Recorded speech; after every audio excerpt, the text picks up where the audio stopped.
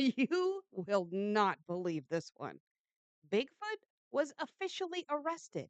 That's right, after years of hiding in the shadows and behind trees, the legendary cryptid finally slipped up and, well, landed himself behind bars.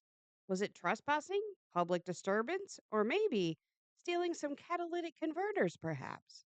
Well, join me as we look into an article from Pennsylvania in 1920 to find out what the charges actually were.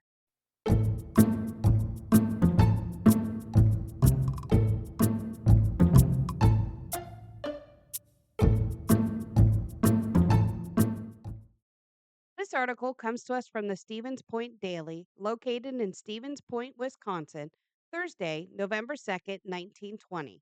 Ape Man's reign of terror ends. Maniac captured as he terrorized the whole country for more than 2 weeks. Coming to us from Pittsburgh, Pennsylvania, the ape man who terrorized the countryside between Greensburg and Homestead for 2 weeks was captured in a heavily wooded thicket in Baldwin Township and lodged in the police station. His body nearly nude, a fearsome, grimy sight, and the matted hair on his head and face 6 inches long. The ape man so closely resembled his simian ancestors that the officers who came upon him unawares were in doubt for several minutes whether he was a man or a beast. When captured, the ape man was sleeping beside a fire. On being awakened, he sprang at Constable Reisenhardt and attempted to sink his fangs in the officer's throat.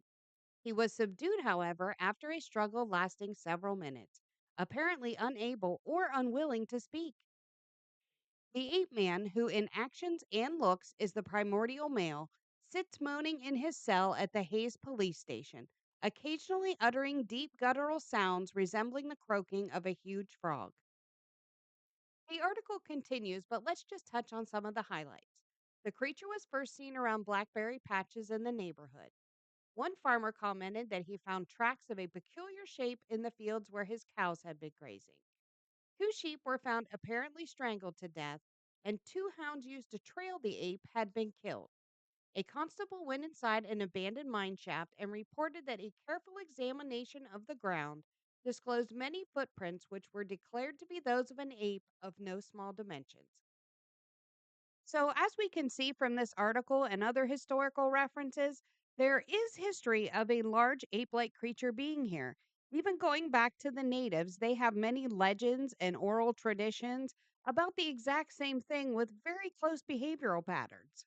Most notable and absolutely most frustrating thing about this article is there's really no follow up. I mean, sure, you find some blurbs here and there from the area about a hairy creature roaming the countryside, scaring women and children. But really, in this particular story's case, it doesn't say anything. Now, I can only assume that probably after a period of time, no family claimed this thing and they really didn't know what to do with it because it didn't speak or act like them. They probably just let it go and probably unceremoniously without, of course, any press. Let me know what you think the outcome of this story was.